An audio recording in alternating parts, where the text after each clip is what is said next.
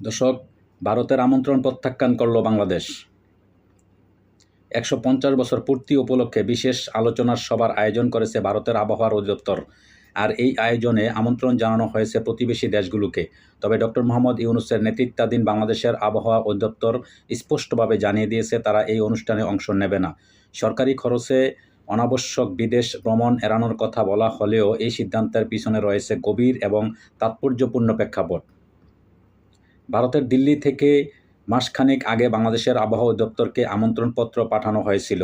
অনুষ্ঠানটি ভারতের মৌসুম ভবনের ১৫০ বছর পূর্তি উপলক্ষে আয়োজিত অবিভক্ত ভারত শীর্ষক আলোচনা সভার অংশ। এই আয়োজনকে ঐতিহাসিক গুরুত্ব দিয়ে দেখা হচ্ছে, যেখানে পাকিস্তান সহ অন্যান্য দেশ অংশগ্রহণের সম্মতি দিয়েছে। তবে বাংলাদেশ এই আমন্ত্রণ প্রত্যাখ্যান করেছে। বাংলাদেশ আবহাওয়া অধিদপ্তরের কার্যনির্বাহী পরিচালক মমিনুল ইসলাম জানিয়েছেন, আমরা দিল্লির সঙ্গে ভালো সম্পর্ক বজায় রাখছি এবং নিয়মিত যোগাযোগ করছি, কিন্তু সরকারি খরচে অনাবশ্যক বিদেশ ভ্রমণে আমাদের কিছু বাধ্যবাধকতা রয়েছে। তবে এই বক্তব্যের পিছনে আরও গুরুত্বপূর্ণ কারণ রয়েছে। ভারত এই আয়োজনের মাধ্যমে দক্ষিণ এশিয়ার দেশগুলোর মধ্যে নেতৃত্বের অবস্থানকে সুসংহত করতে চায়। স্মারক মুদ্রা প্রকাশ, বিশেষ ট্যাবলো প্রদর্শন এবং অন্যান্য প্রচারণা কার্যক্রমের মাধ্যমে ভারত নিজেদের সহযোগী দেশ হিসেবে তুলে ধরার চেষ্টা করছে। তবে এই উদ্যোগের নেপথ্যে ভারতের আরও একটি উদ্দেশ্য স্পষ্ট, প্রতিবেশী দেশগুলোর অংশগ্রহণ নিশ্চিত করে একটি ঐক্যবদ্ধ ও শান্তিপূর্ণ সম্পর্কের বার্তা দেওয়া।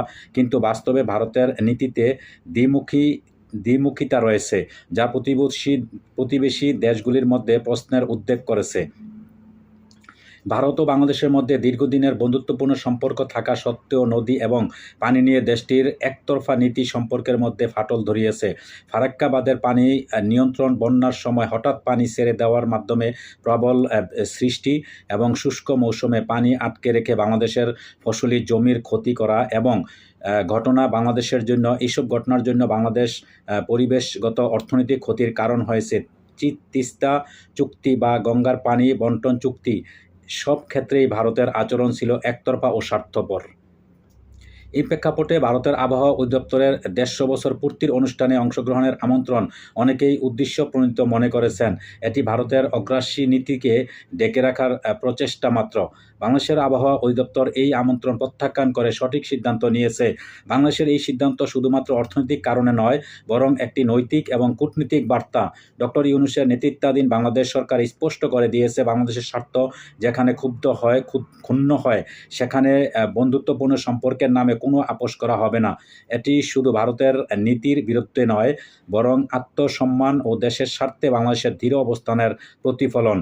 দর্শক, ডক্টর ইউনূসের যেই সিদ্ধান্ত নিয়েছে, তিনি যেইভাবে ভারতের যে আমন্ত্রণ প্রত্যাখ্যান করছেন, এটা জাতি একবারে তাকে একবার সুন্দরভাবে একবার সেলুট জানাচ্ছি। আমরা সবাই দেশের বাহিরে এবং বাংলাদেশে যারা আছে 18 কোটি মানুষ তাকে ক্ষমতায় বসানো হয়েছে একমাত্র বাংলাদেশের মান, সম্মান, ইজ্জত সব কিছু রক্ষা করার জন্য। তিনি যে সিদ্ধান্তগুলো নেবেন, এগুলা 18 কোটি মানুষের সিদ্ধান্ত। তো দর্শক, আপনারা নিশ্চয়ই বুঝতে পারছেন যে ভারত সবসময় আমাদের যে কুটচাল চালিয়ে আমাদেরকে এদিক দেয়া, আপনারা দেখেন গত কিছুদিন আগে পানি দিয়ে আমাদেরকে বন্যায় ভাসায় দিছে, আবার এদিক দেয়া এখন আবার আবহাওয়া অধিদপ্তর ১৫০ বছর পূর্তি উপলক্ষে আবার আমন্ত্রণও জানাইছে। মানে তাদের যে অপকর্মগুলা ভারত আমাদের সাথে যে ধরনের আচরণ করতেছে, সেগুলা ঢাকার জন্য মানে বিদেশিকে দেখাবে যে সবাই আশেপাশে আমাদের পার্শ্ববর্তী দেশগুলা সবাই আমরা এক আছি, আমরা আমাদের কোনো এরকম কোনো সম্পর্কের কোনো নেই, ঘাটতি নেই, এগুলা দেখানোর জন্য এগুলা একটা করছে আর কি। এগুলো হচ্ছে তাদের নাটক। তো দর্শক, আজকে এই পর্যন্ত। ভালো থাকবেন। আল্লাহ হাফেজ।